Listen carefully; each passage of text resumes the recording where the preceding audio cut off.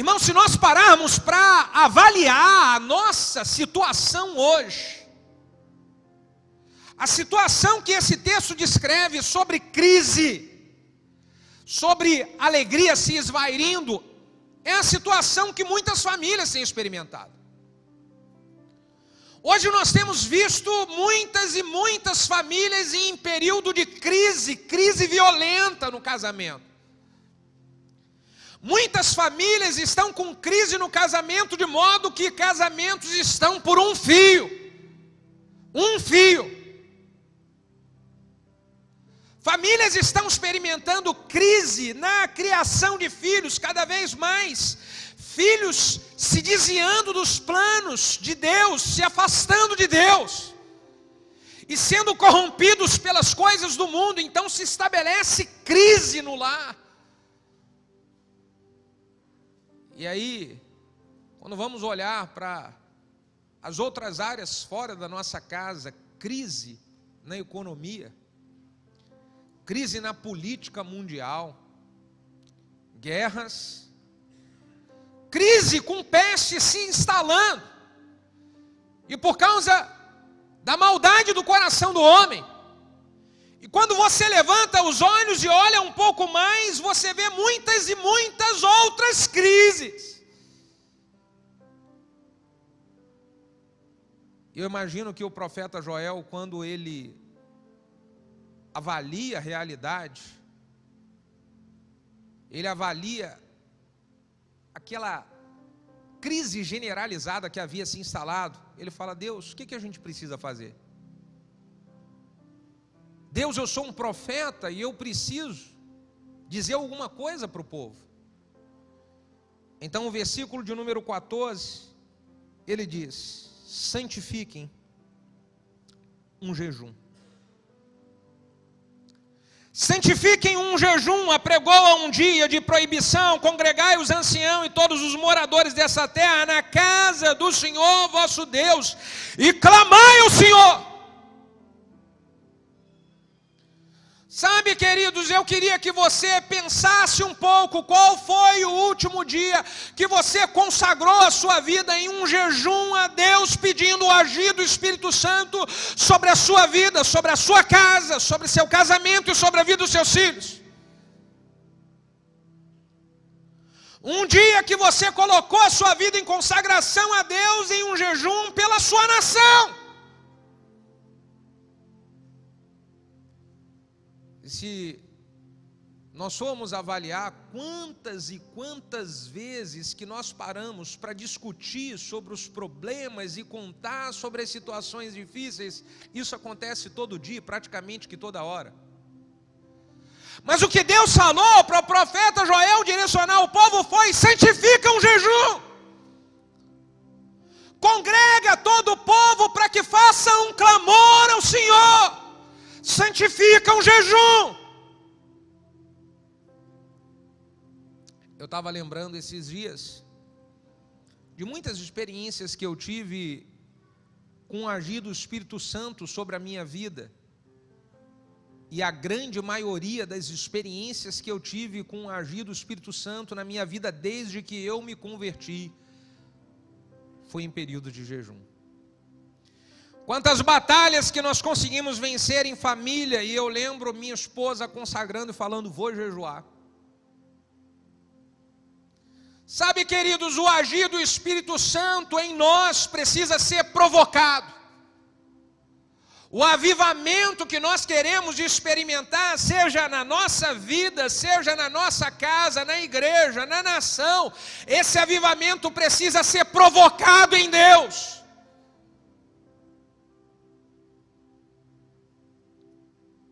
E nós fazemos tanta coisa, porque queremos o resultado X, Y, Z para a nossa vida. E por que não, intencionalmente, nós nos voltarmos para Deus em uma consagração de jejum da nossa vida para Deus? Por que não isso? Quando nós observamos essa data onde as pessoas separam para fazer o que chamam da festa da carne. As pessoas que não conhecem a Deus, elas estão nessa hora celebrando uma festa da carne. E nós que servimos ao Senhor, por que não estamos consagrando a nossa vida completamente a Deus? Consagrando para experimentar o mover do Espírito Santo em nós. O mover do Espírito Santo na nossa vida, na nossa casa, o mover do Espírito Santo na igreja e na nossa nação. Se nós queremos experimentar um avivamento no macro, nós precisamos de buscar o avivamento no micro. O avivamento em uma família, ele começa com uma pessoa que decide se consagrar a Deus. Talvez você esteja falando, mas na minha casa é muito difícil, as pessoas não oram. Na minha casa é muito difícil, as pessoas não querem compromisso com Deus. O avivamento da sua casa pode começar com você. O avivamento de uma igreja, ele começa com uma pessoa que ela vai, toca outra, e o avivamento de uma nação também é assim. E aí o nosso compromisso é: eu preciso ter uma vida avivada e cheia do Espírito Santo. Então você precisa bater no seu peito assim, e falar com você mesmo. Fala: eu preciso ter uma vida avivada e cheia do Espírito Santo. Uma vez uma pessoa falou para mim: pastor, sabe o que acontece? Eu estou achando que a igreja está meio fria, está precisando de um avivamento assim, não tem? E aí eu fui avaliar como é que estava a vida dessa pessoa com o avivamento. Eu falei: como é que está você? Como é que você tem tirado o seu tempo com Deus? E depois de fazer ali meia dúzia de perguntas, eu fui ver de que aquela pessoa, ela não tinha vida com Deus. Não tinha uma vida diária de intimidade com o Espírito Santo.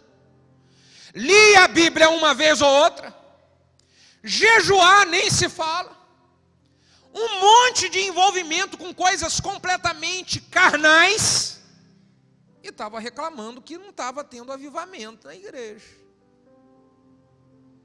Se nós queremos o avivamento, esse avivamento ele começa individualmente, ele começa comigo.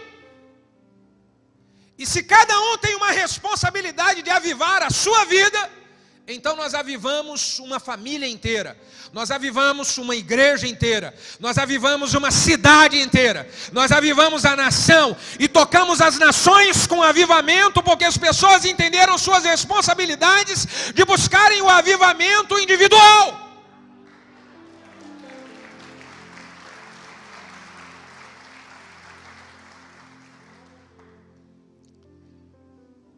E o apóstolo Joel, quando diz que o povo precisava congregar em jejum e clamar, ele estava dizendo: o povo precisa se arrepender. Se eu quero ter uma manifestação do Espírito Santo, eu preciso de ter quebrantamento e arrependimento. Porque são tantas coisas que nos desvirtuam do agir de Deus. São tantas coisas que sutilmente elas vão nos levando, sutilmente. Elas vão nos levando para fora da presença, e se nós queremos voltar para a presença, é voltar em arrependimento. Então o profeta Joel, ele diz de que o povo precisava de se arrepender. Arrependimento me faz sentir dor pelas coisas erradas. Sabe aquela coisa que, cara, por que eu fui falar uma besteira dessa? Droga, por que eu fui entrar nesse rolo? Isso não é para servo de Deus. Misericórdia, Jesus, eu nunca mais quero isso. O arrependimento, ele traz dor, choro, pavor de querer voltar para aquela prática. pavor de querer repetir o mesmo erro, não quero. Sabe, existem coisas que nós erramos, que nós precisamos tomar pavor disso e falar, não, nunca mais. E esse pavor, ele vem no pacote do arrependimento. E se nós queremos ver o agir do Espírito Santo com um avivamento, é preciso arrependimento. Irmãos, não adianta, nós falhamos, vamos falhar, nós não vamos nos proteger dos erros, porque desde que Adão pecou, a sementinha do pecado, do erro já está dentro de nós. Mas o que Deus espera é que haja arrependimento. Não quero isso. E não eu conduzir algumas coisas que elas afastam o agir do Espírito Santo de Deus na minha vida como se fossem normais. Não é normal. Eu não posso pegar algumas coisas que se diz aí fora ser comum. Esses dias conversando com um jovem, ele falou para mim, pastor, hoje algumas coisas assim na área da pornografia, isso daí é comum no mesmo jovem. Falei, comum? Pode ser comum, mas não é normal para quem é um servo de Deus. Pode ser comum, mas não é normal para quem tem temor a Deus. Para quem decide ter uma vida com o Espírito Santo agindo. Não é normal.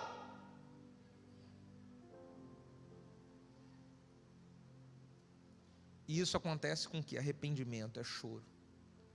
Nossa, pastor, que droga, eu caí de novo, então chora. Aí você caiu de novo, chora. Mas não coloque na sua cabeça que isso é normal, porque não é. Chora. É preciso ter arrependimento verdadeiro. Falou uma bobagem, xingou um palavrão. Ai, meu Deus do céu. Se arrepende. É preciso ter arrependimento. Quando fez o que não era para fazer. Agora deixa para lá. Como assim deixa para lá?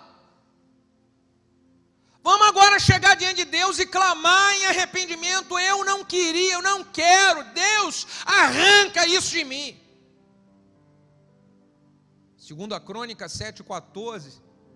Se o meu povo que se chama pelo meu nome se humilhar e orar e buscar a minha face e se arrepender dos seus maus caminhos, então eu ouvirei dos céus, perdoarei os seus pecados e sararei a sua terra. É se o meu povo se arrepender. É se o meu povo se arrepender. Agora note que 2 Crônicas 7,14 não é uma palavra para o povo que não conhecia Deus. 2 Crônicas 7,14 é se o meu povo, que chama pelo meu nome, é o meu povo. É o meu povo que tem que se arrepender. É o meu povo que tem que buscar sair dos caminhos errados. É o meu povo. E a terra toda estava pagando um preço. E Deus fala, a responsabilidade é do meu povo. O avivamento tem que vir pelo arrependimento do meu povo. É por isso que a Bíblia diz que o julgamento do Senhor, ele começará pela casa de Deus. O julgamento do Senhor, quando estiver vindo sobre a humanidade, ele começa pela casa de Deus. Porque nós somos o povo que conhecemos de Deus. Nós somos o povo que estamos semana após semana ouvindo a palavra de Deus. E é por isso que a gente tem que chorar e se arrepender. E clamar pelo avivamento de Deus. O profeta Joel fala sobre o clamor, a vida de oração. Não vou cansar de falar para vocês.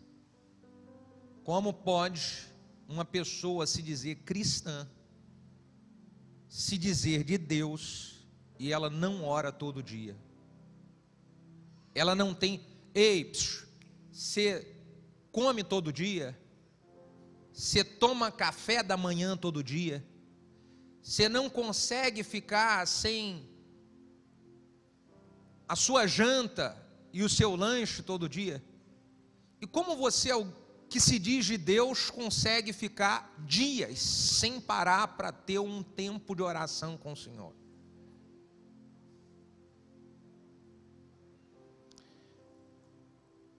Precisamos ter vida de oração, irmão. Uma vida de comunhão diária com o Espírito Santo. Temos falado do agir do Espírito Santo, de ter o Espírito Santo como nosso amigo. Então converse com Ele. Converse com o Espírito Santo. Separe um momento onde fique você e o Espírito Santo. Se você quer ver o agir dele, então pare para conversar com Ele.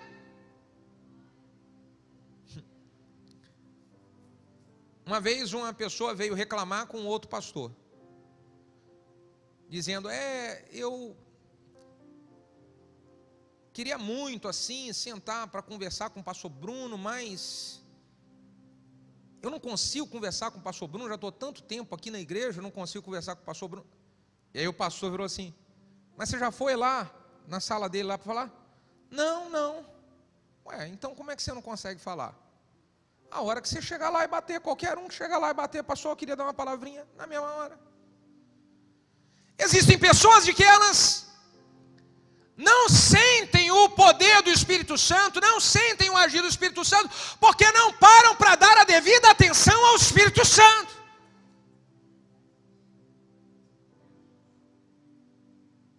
Então, se eu quero ouvir o Espírito, muitos perguntam assim, como é que é esse negócio de ouvir o Espírito Santo?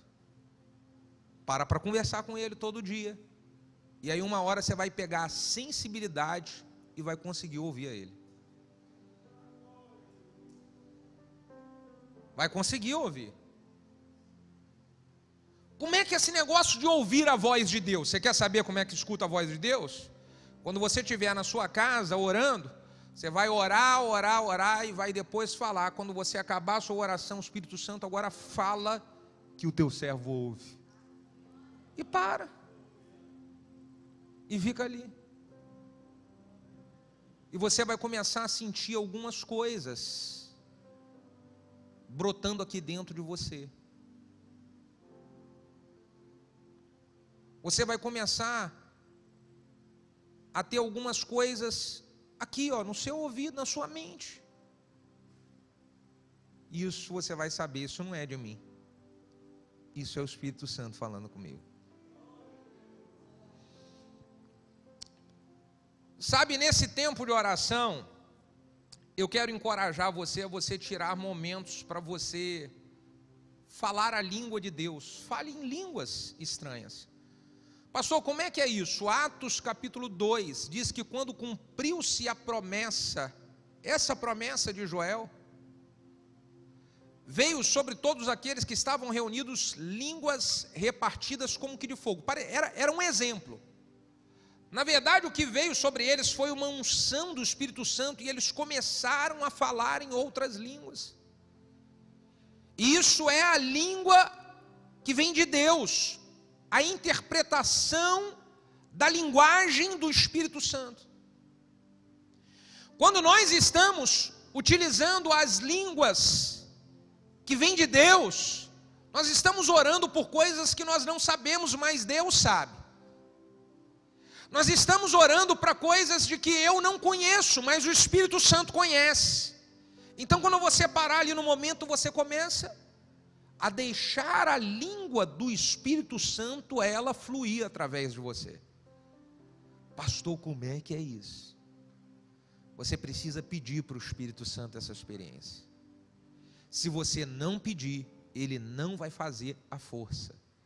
O Espírito Santo, ele é gentil, ele é um cavaleiro, e ele não vai fazer com você aquilo que você não pedir para ele fazer.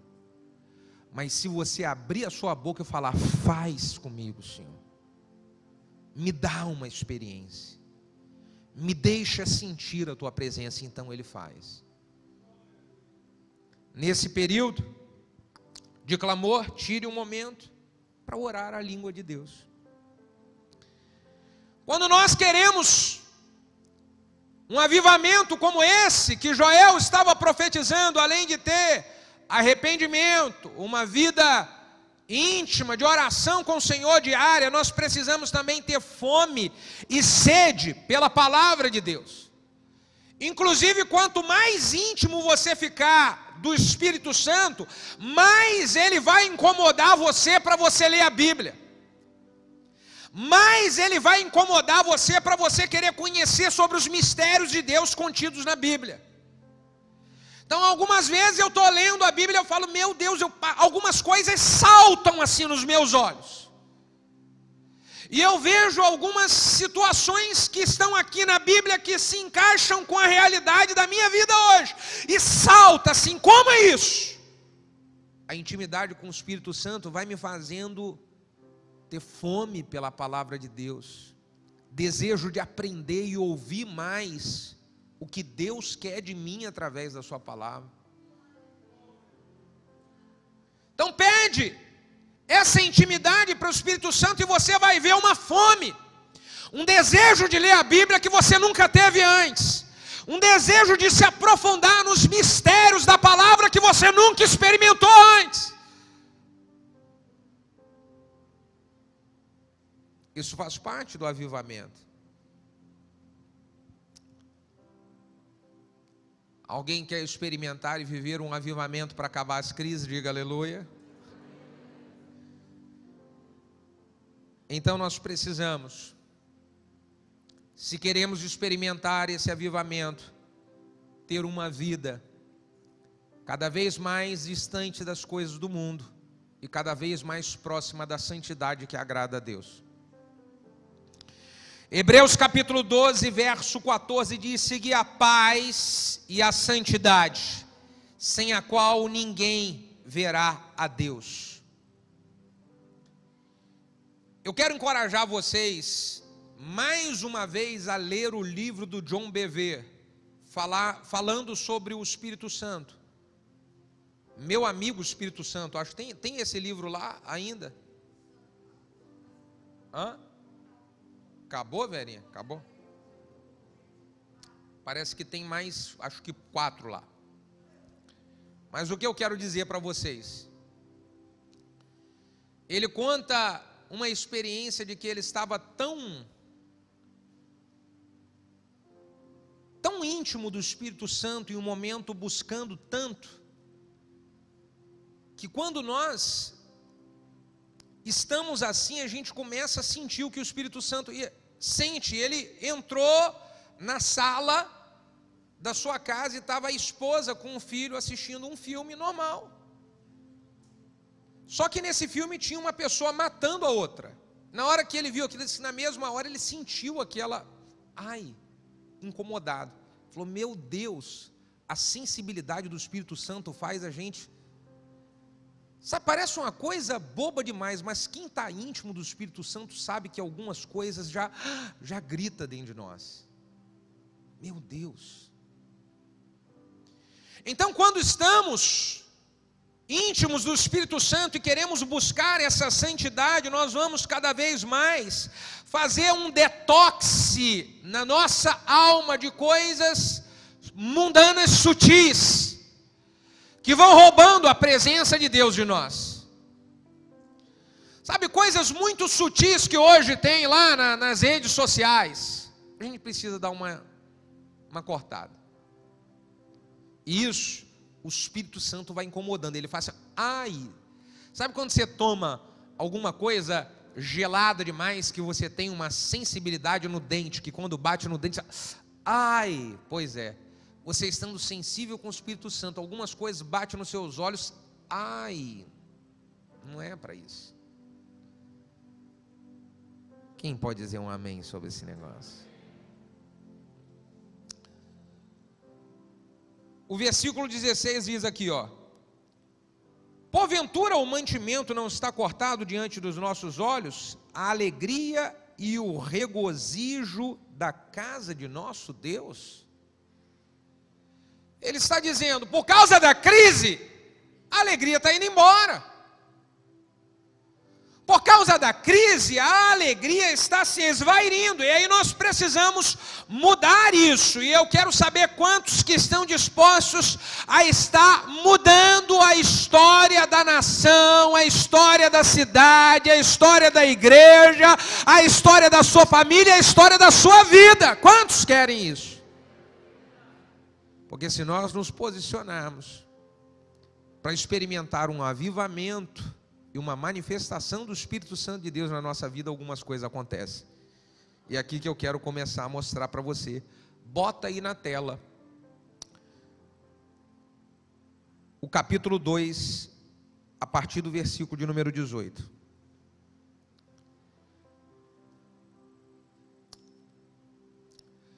Quando o povo entra nesse mover do Espírito Santo, de se arrepender, de se consagrar, de buscar a Deus de verdade, olha o que acontece.